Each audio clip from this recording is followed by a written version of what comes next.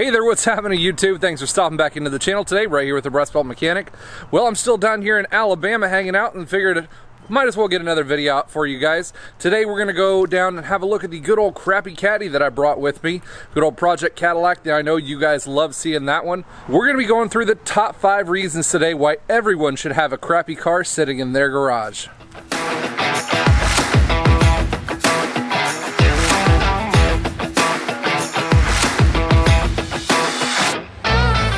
So I've been down here in Alabama for the better part of a week now, and I'm having to give a little bit of attention to good old Project Crappy Caddy, and that's just because, you know, it's a old Cadillac that's got 210,000 miles on it, and I just wanted to give some focus and insight on why people should have some kind of a car like this one.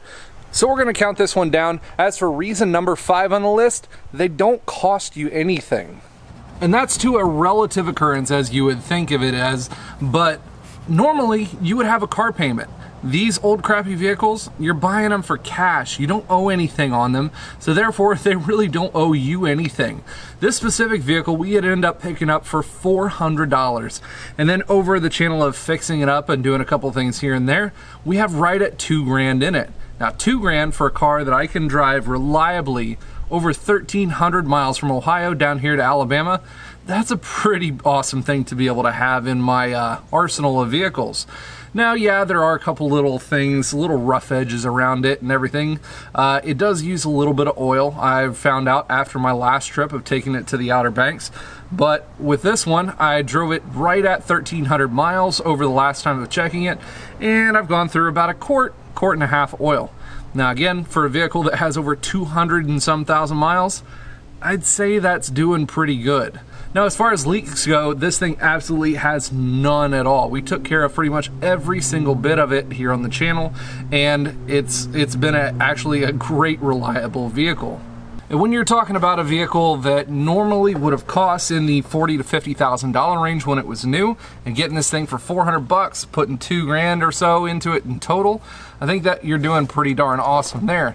Now, when you're comparing it to a vehicle that you would have a payment on and everything, that's going to cost you an extra couple $100 a month. If you're buying something that you have to keep extra insurance on, you know, full rate insurance because it is a newer vehicle, that's going to cost you even more extra. It's just one of those things where over time, a vehicle that you don't have to make payments on is actually making you money in the long run when you look at it that way. Now, as for reason number 4 on the list, it's always awesome to have a spare. One of these vehicles that some of your friends who are always asking, hey man, my car's busted down, it's in the shop, what am I gonna do? I'm not able to get to work. You know what? Hey, take my old crappy Cadillac that I don't give 2 shits about and go ahead and drive it for a little bit. All I care about is you don't wreck it and just put gas in it when it comes back. That's it. Literally have 0 cares about anything else. You know, this thing's got little scratches and everything.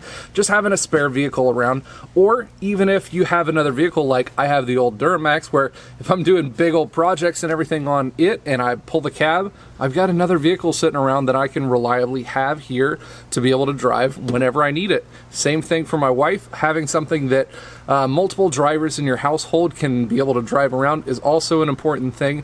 Not just you, I guess, you know, if there are multiple drivers. You know, if she has an issue with her car for some reason, then good old Crappy Caddy's here to save the day. Number 3 on the list is going to be the fact that these things are super cheap to fix and repair. Now, you do have to be kind of choosy when you go to pick one of your crappy third vehicles or something like that for your family, because obviously a crappy old BMW or old Volvo with 200-some thousand miles on it is not going to be a cheap or easy one to fix a lot of the time. You need to find something like an old Neon, one of these Cadillacs, something, you know, with the old 3.6 motor in it. You've got tons of room to work on it. You have to look at the parts costs. The parts, they're extra cheap as well, so make sure you keep an eye on that one. We'll look through some of the things that we got put into the Cadillac here just to show how kind of a cheap car is to be able to fix. Now, when we first started the Crappy Caddy build, we picked up the whole car for 400 bucks. Didn't run real great, definitely didn't go. First thing we had to do, we had to rebuild the transfer case. We had to rebuild the drive shaft that went from the transfer case to the front end. Then we stepped around to the motor part of things. We had to put a radiator in it. We had to put a fan relay. We had to put motor mounts in it, timing chain, intake gaskets, front seal. Let's see, a couple other things. Had to put a couple of the seals in the front cover and all. Did some whole fluid changes on the vehicle. Dropped the transmission pan, put a new filter in that one. Serviced the diff on the rear. We put new brakes on it all the way around.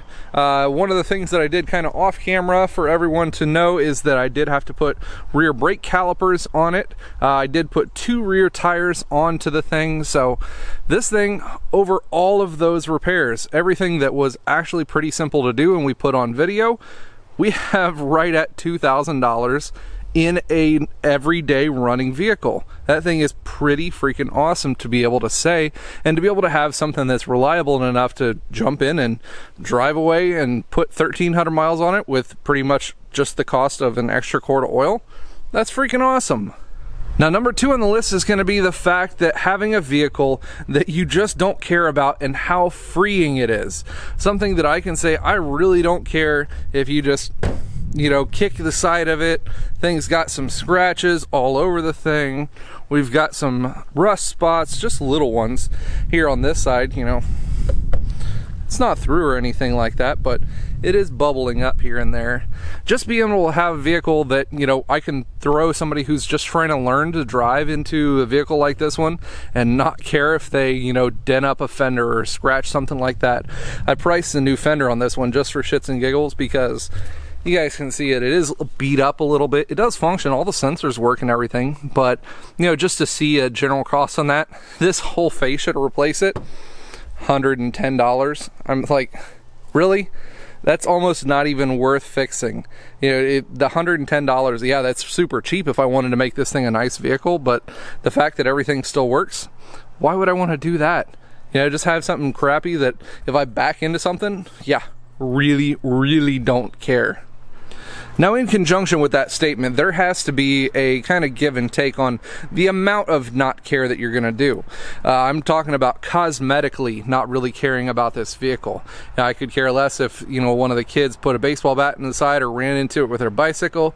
However, I am going to be taking care of the motor because, you know, being that it has over 200,000 miles, it's going to have a couple of little needs here and there that are, you know, going to be a little bit difficult to be able to just keep up with. And like I said, these things are pretty cheap already to be able to fix. Why not fix all the little things as they come up, be able to take care of this thing a little bit here and there, and it's going to start taking care of you even more. Now, as for the last and final reason, certainly not the least, number 1 reason why everyone needs a crappy car in their arsenal is the fact that I can just throw it away when I'm done. Now, when I purchased this vehicle for like $400, I had the intention that, you know, I can look into seeing what some of the parts cost or how much effort it's going to take. And if I really don't find that it's going to be profitable, or I just don't want to put that much effort into it, I can always just blow it up with Tannerite on the channel and not be any worse for wear. 400 bucks down the drain to have some great content on the channel. Thumbs up in my book. But ends up, parts were cheap for it. The car ended up not being a total lemon at all, like kind of like the 300 that I bought. But you guys will see that one hopefully later in the next couple of weeks coming up. But ended up being a really good car. Parts were cheap. The videos went really well, so I ended up keeping it. Now, I don't have to blow the car up, and even if I come to the point where I really don't need it, or I find another car that's better for my third car needs, then I can always sell it. And in the market these days, with this car right now, I could probably sell this car for a better part of $3,500 to $4,000 to somebody who is really looking for a decent car. Like I said, with a car like this, I'm driving this thing 1,300 miles, 1,500 miles, and not having any qualms about doing it.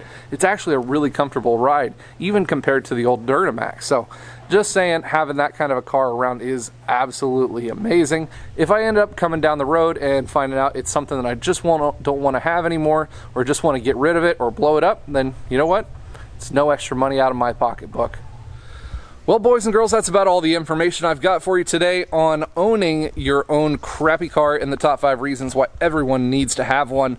I'm going to be doing a little bit more work on the old Crappy Caddy here. Need to top off the oil, check all the rest of the fluids, put some washer fluid in it after driving it. So, got to get to doing that one, do a couple little extra chores. It's nice down here in the south. I'm gonna have to say that for everyone who lives down here. This is a big eye-opening experience, and I'm really enjoying it down here. So who knows, maybe we'll get some extra videos down here in Alabama. It's gonna be a fun one. If you haven't already, make sure you subscribe to the channel, turn on that bell notification so you get notified when I come out with cool, awesome content just like this one here today. I appreciate it, and as always, you guys stay awesome.